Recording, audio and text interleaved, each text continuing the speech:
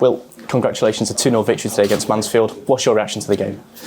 Yeah, good result. Delighted with that. Nice to get a clean sheet. And yeah, I thought it was a sort of professional performance. Resolute, restricted them to not many chances really. And then in the key moments, we've produced. So professional performance overall and a good result. Is it almost like the complete performance where we were comfortable both in and out of possession, and as you mentioned, clinical when it mattered and also resolute in defence? Yeah, it felt that way. We put both sides together today.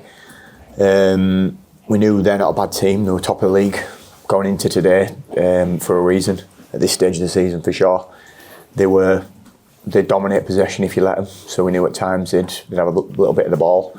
And it's tough at times at home with the crowd behind you to accept that, but we dealt with it well, and in the end, like we just said, we produced and the big moments came.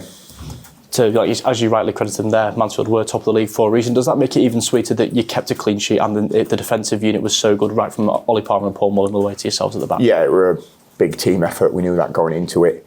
The gaffer were really clear on what was expected as a team, and people have produced. And like you say, from the front, it was the work ethic with top draw, the discipline, and it came good in the end. Last week at Grimsby, game management was something that the gaffer mentioned was really key to getting the victory. Was that the same today? You sort of alluded to it there. Yeah, we scored at important times. The second one was a good time to score, and then it felt comfortable. But there's at 2-0, it's a dangerous scoreline, as everyone knows, because all it takes is one lapse in concentration or one bit of magic from them, and all of a sudden they're back in the game. So it was important that we did that. I thought we did it well as a team. So good result and good performance all around. Victories are always important, everyone wants them, but does it feel that little bit better when it is against a side that is vying for a place in that top 3 at the end of the season as well?